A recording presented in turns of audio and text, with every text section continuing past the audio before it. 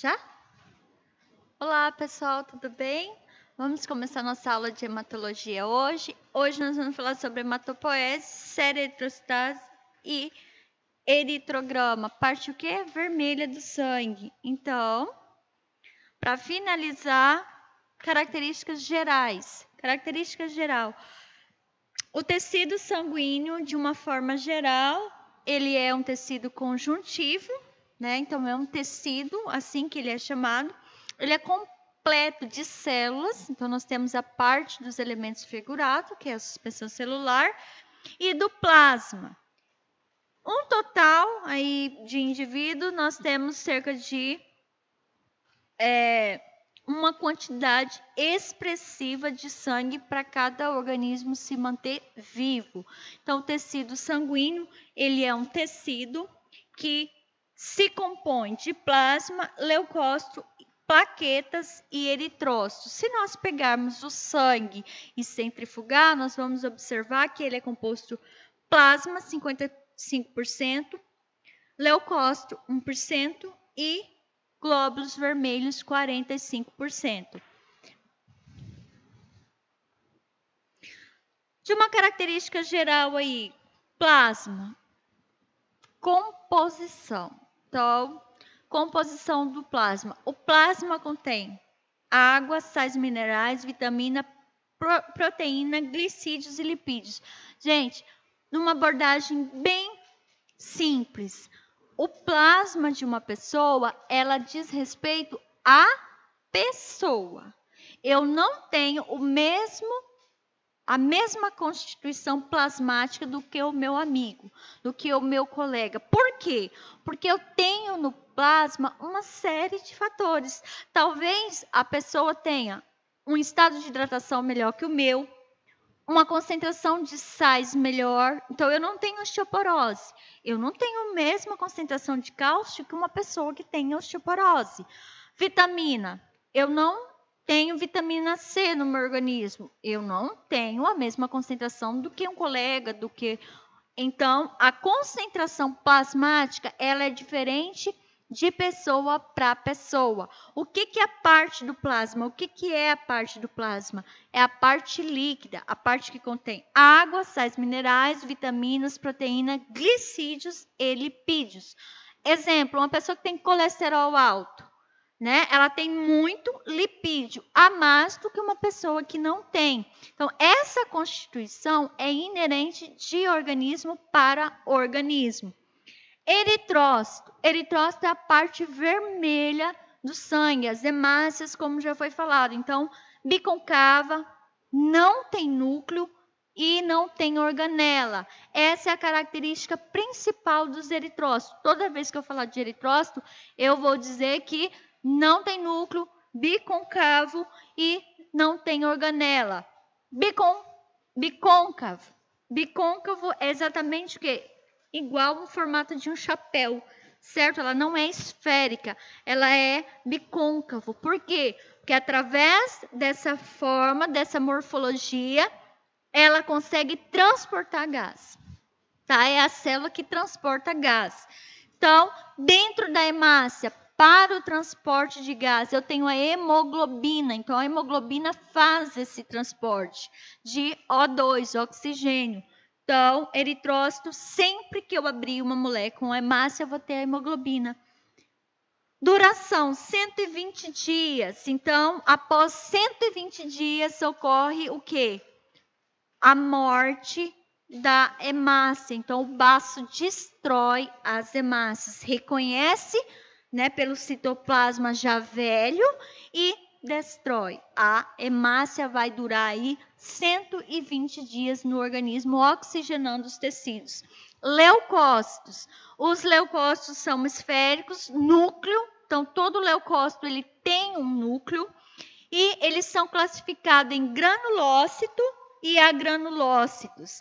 Então, granulócito contém grânulos. O que são esses grânulos? Enzima capaz de destruir micro-organismo. Granulócito. Agranulócito, o A é de negação. Não tem grânulos. Geralmente, quem faz parte dos agranulócitos? Geralmente não. Quem faz parte?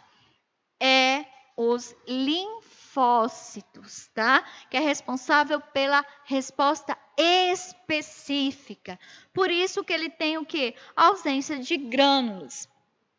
Plaquetas são fragmentos celulares, conforme a última aula já falado e conforme o trabalho que eu pedi. As plaquetas, como fragmentos citoplasmáticos, são derivados de megacariócitos. As plaquetas, elas são responsáveis pela coagulação do sangue. Elas são ativadas através do quê? De cálcio, né? E elas têm a ajuda da vitamina K para fazer o processo de coagulação sanguínea. Finalidade e função plaquetária. Fazem vasoconstrição, agregação e coagulação sanguínea. Dura em média 8 dias. Então, dentro do tecido sanguíneo, as principais características das células serão essas. Plasma, eritrócito, leucócito e plaqueta constituem o tecido sanguíneo. E uma característica geral é que cada uma dessas células tem um tipo de característica que a define. A formação do sangue. A formação do sangue é chamada de hematopoese, né? Essa formação do sangue ocorre a nível medular. Então, por que ocorre? Então, nós temos uma função. A hematopoese tem uma função. Qual a função? Primeiro, renovar as células, manter as células e adaptar. Então, toda vez que o organismo precisa manter, repor, quando eu tenho um processo inflamatório e eu preciso de células daquela linhagem, eu mando um estímulo para a medula, ela produz e isso volta, né? Volta para a minha corrente sanguínea. Então, função de renovação, manutenção e adaptação. A medula óssea, ela é formada por precursores. O que é precursores? São células que vão influenciar, né? Que vão fazer parte do quê? De unidades formadoras de colônia. São as stem-células ou células-tronco. As células-tronco vão ser influenciadas por hormônios a se diferenciar em algum tipo de célula sanguínea necessária para o organismo naquele momento. Então, todo esse processo de hematopoese ocorre para manutenção do tecido orgânico, dos órgãos, das funções metabólicas. E todo esse amadurecimento é via estímulo, tá? O corpo emite estímulo necessário e a medula produz. A hematopoese ocorre aí por volta da 3ª semana de gestação, tá? Iniciando, né? O processo na 3ª semana. Principais períodos já foi abordado, então nós temos aqui só uma explicação do que já foi falado, um resumo. A hematopoese, ela ocorre aí mesoblástico, lá quando é apenas o processo de gastrulação, tá? O 3º mês de gestação, lembra do processo de gastrulação? É o período mesoplástico. Hepático, o período hepático é 2º ao 6º mês de gestação, que é hepatoesplênico, né? Um período em que o fígado participa na formação das células sanguíneas.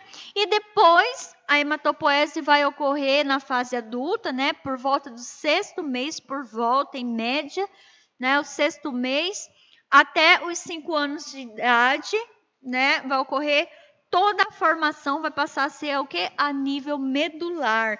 Então, após 5 anos, somente em ossos chatos. Então, nível medular, a criança até 5 anos, todos os ossos produzem. Depois que viramos adulto, então somente os ossos chatos vai ocorrer a formação de células sanguíneas. Para entender a célula-tronco, a célula, a célula-mãe, nós precisamos diferenciar em 2 tipos. Existem 2 tipos, linhagem mieloide e linhagem linfóide. O que é isso, gente? Mieloide é a célula-mãe, o hemocitoblasto, a célula-mãe que vai se diferenciar em eritróide, megacariocítica e granulocítica. E a linfóide vai se diferenciar e linfóide do tipo T, B e natural killer. Então, no processo de formação do sangue, nós temos as células divididas em linhagem. Linhagem linfóide e linhagem mieloide. Agora eu pergunto para você, quem é a linhagem mieloide?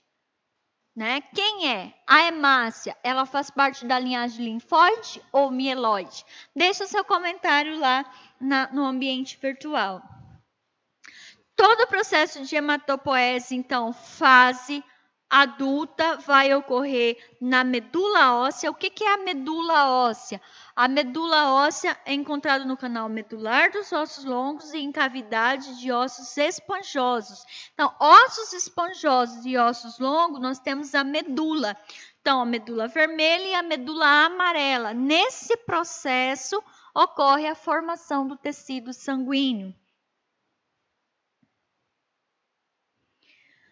Esse processo é descrito na literatura através de desenho. Então, para entender a hematopoese, quem são os órgãos que, as células que amadurecem, como amadurece, quem influencia, nós temos que ver a hematopoese como uma figura. Então, nós temos células totipotencial, dando origem a células precursoras, linhagem mieloide, linhagem linfóide.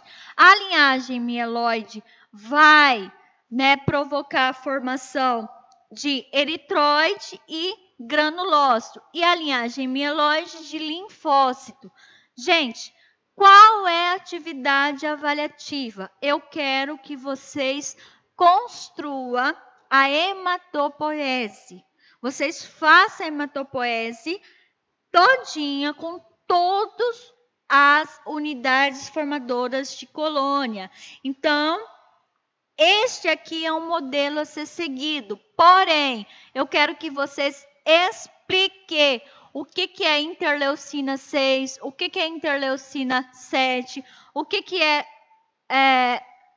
CSV, CM, CSV, interleucina 5. Eu quero que vocês peguem e desenhem o processo de hematopoese e explique quais a finalidade dessas substâncias. Por que essas substâncias têm que chegar na medula para que a medula possa amadurecer a célula e dar origem ao tecido sanguíneo?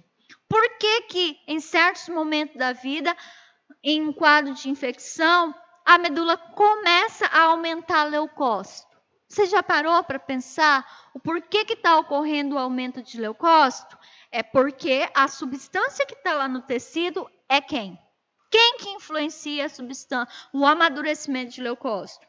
É diferente da substância que influencia o amadurecimento de hemácia, que é diferente da substância que influencia a presença de eosinófilo. Então, eu quero, na atividade avaliativa, a construção da hematopoese com todos os fatores de amadurecimento.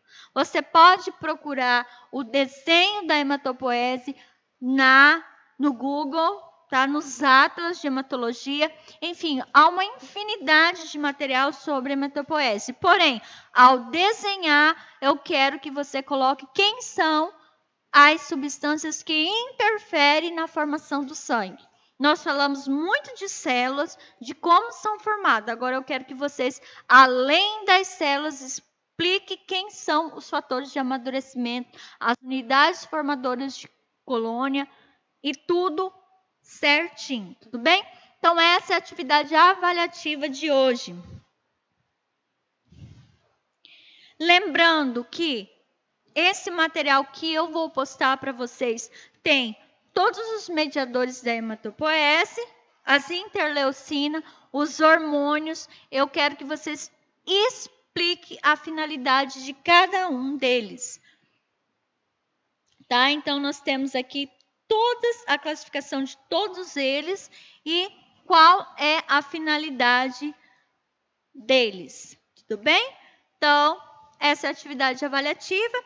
Eu espero que vocês tenham entendido e boa quinta-feira para vocês. Lembrando que essa atividade vale 50% da nota A1. Os outros 50% são umas atividades que já foi feita e postada no portal. Tudo bem? Obrigada.